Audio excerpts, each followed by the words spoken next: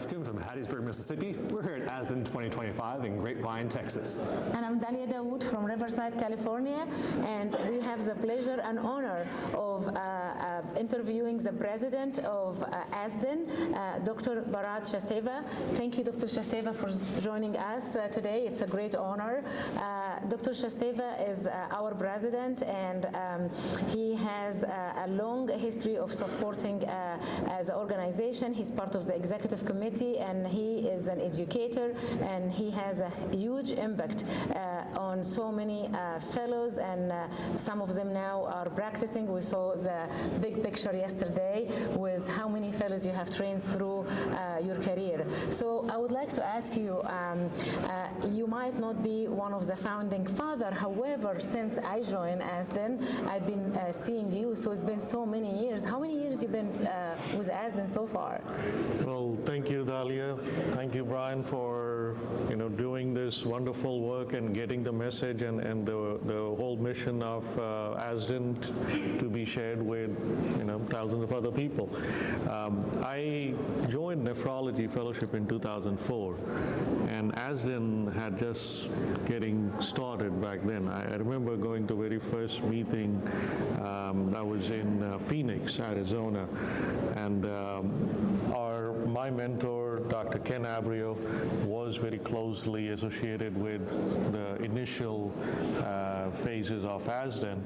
And I remember the very first meeting, he put me on a workshop, and you need to try and train these people to put catheters. I'm like, I barely know how to put my catheters myself. And but it's been such a wonderful journey. I finished my fellowship in 2006, and I stayed at LSU Health Sciences Center, and one of the big reasons that I chose LSU as a career pathway was because of their long history and of work with interventional nephrology. And and the rest is history. That was 2006, and we're almost here 19 years from there. Yeah, so we're talking about 19 years of ASDIN meetings that you have attended. How did you see the meeting progress through the years? I think I was just having a conversation with some folks from Mexico, and they were talking about starting a society in Mexico, and it kind of took me back almost 20 years when we were having those conversations about how do we train our members, how do we get more people the competency and then starting to do these procedures. So the topics 20 years ago were more focused on how do you place a tunnel catheter, how do you make sure there's no kink, how do you take care of a fibrin sheet, and that thing has completely evolved over the years to where we focus on more advanced procedures. We're looking at procedures that are within the last few years, the endovascular fistulas, where the nephrologists are creating fistulas themselves. We're talking about nephrologists taking care of minimally invasive surgical procedures in ambulatory surgery centers and then doing them themselves. So I think we've kind of come a long way from where we were. And then at this meeting, I'm so happy to see that we've got participation from all over the world.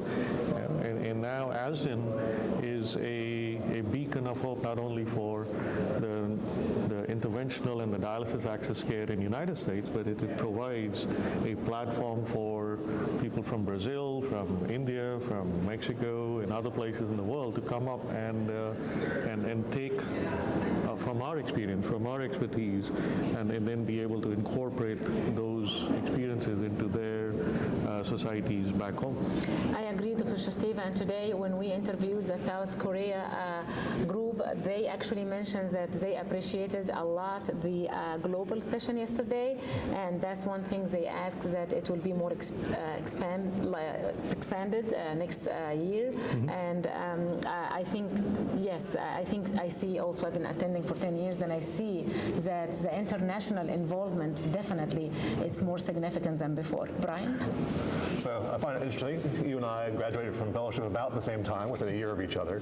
And over that long history, obviously, you've done thousands of different procedures. Is there something that still gets your blood pumping that you still enjoy doing when you go and do your interventions? I I would say declots would be the ones that I feel is always a exciting procedure to me because some of my fellows and the other attendings would kind of dread going into a declot, and it is one of those procedures where the patient is completely dependent on you to try and get him back or get her back on that dialysis machine. If you are able to perform that very simple procedure and get the patient back on dialysis with minimal to no complications, that's always a rewarding experience. Yeah, I'd argue it's not so simple, and sometimes it goes really well, and sometimes it's a bear. That's true. So. Yeah. No, I've also thoroughly enjoyed, our center's contribution and progress in peritoneal dialysis catheter placements. That'd be another procedure that we've kind of gone through over the years. We've kind of made some adjustments to the procedure as we've seen some of those outcomes. And that's one thing that we talk to all the fellows, that anytime you do a procedure, you watch for what complications and what outcomes are you getting. And if you're getting a procedure where you have no complications and the catheter or the outcome is excellent, you keep doing that. But if not, then you need to go back and evaluate what are you doing and how can you do it better the next time. We just passed 20 years of ASDIN, and we've been asking this of a lot of the senior members. What do you envision at the 40-year anniversary? That's amazing. I think the way medicine is changing and what the changes we've seen just within the last 5 years, we see the xenotransplantation come up in a big way. Yeah, I saw that. We see stem cell research really kind of taking hold in nephrology.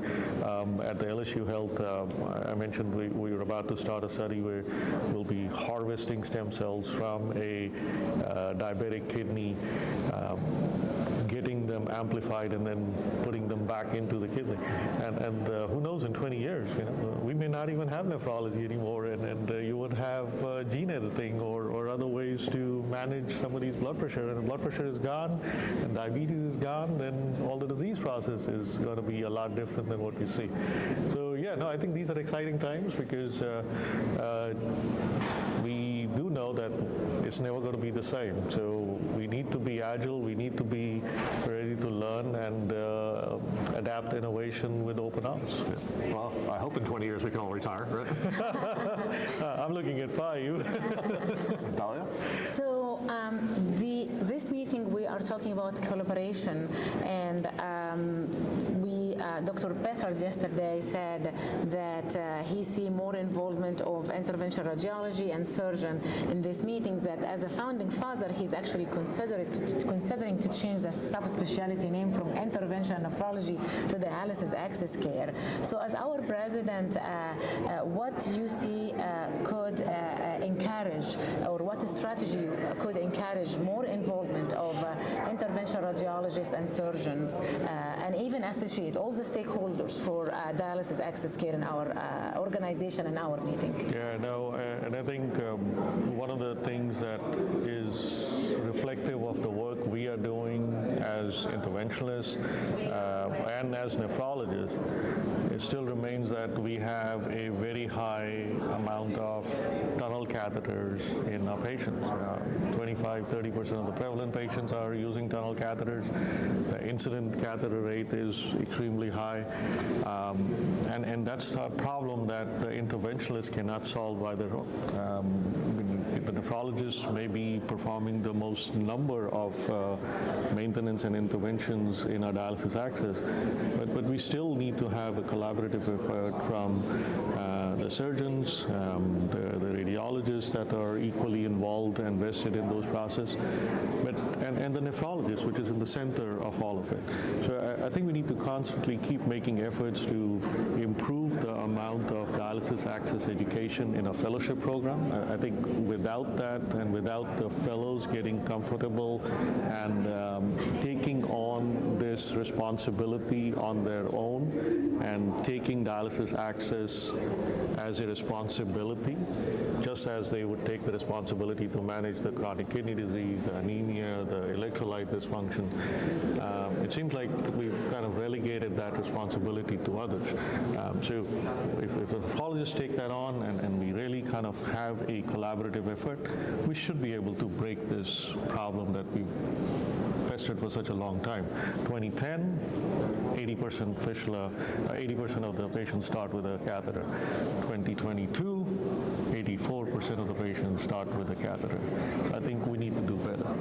And I totally agree. And I think one of the important concept is the collaboration between all of the stakeholder and trying to not to provide fragmented care.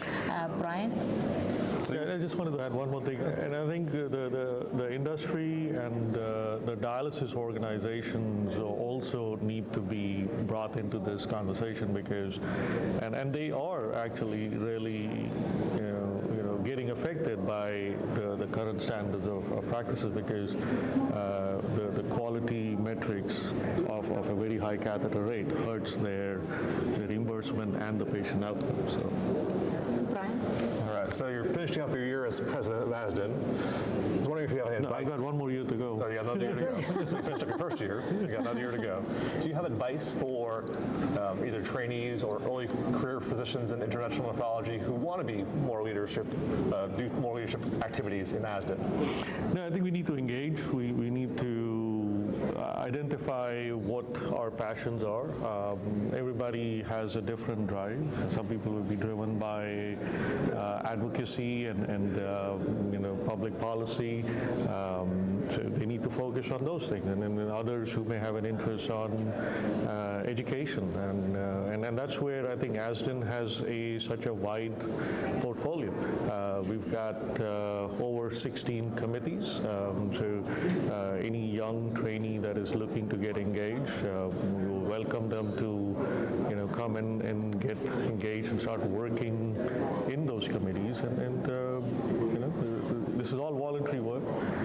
And as you put in the time and effort and people see your passion, I've seen some people go from a committee member to the committee chair within a short period of time. So I think we still need more people. We need more participation. And we need to just keep moving forward. I agree totally. Dahlia? It's really a great pleasure meeting with you today and interviewing you, Dr. Sachdeva. And we would like you to give a statement for our ASDIN members who's going to be listening to this broadcast and to everybody around the globe, because we're hoping that ASDIN TV, who we just resumed this year, will be beyond ASDIN member when it's come to audience. So the camera is yours. Well, thank you everybody for being tied up and linked with ASDIN. I think ASDIN has one mission, which is to improve the dialysis access care for our patients, not only in the United States, but across the world. Our goal is that every patient deserves and should get the best quality care. And the whole idea of having the right access for the right patient at the right time is something that we need to try and aspire and make sure that we have the right competence and the expertise in the physicians and the nephrologists and the interventionalists that are providing that. To get to those goals, we really have to strive and improve the education for the fellows in training. Not only the nephrology fellows to have better education about examination and management of those dialysis access dysfunction, but also the surgical colleagues and getting them the adequate amount of training in their fellowships and residencies so that when they come out, they're able to perform and take care of these patients which have long been sometimes neglected and not have to have long wait times because there are not many surgeons available to perform those procedures. But I think these are exciting times. We've seen a lot of innovations. We've seen endovascular fistulas really kind of take off. We've seen a lot of new improvements in technology over the years. We've seen ways to mature the veins properly, or even enlarge the size of the veins before the procedures are done. So thank you again. Keep engaged, and we look what we do. We cannot do it alone. We need all of you to get involved. So come to the ASDIN website, look through the different opportunities available, and we look forward to seeing you all at the future meeting. Thank you, Dr. Sachdeva, for your time today, and we wish that we will interview you next year in ASDIN TV and for so many other years to come. Thank you. Yes, thank you for your leadership, and we really appreciate what you've done for the conference and for the members of ASDIN, and again, continue to grow. All right. Well, thank you, Brian. Thank you. Dalia. Thank you.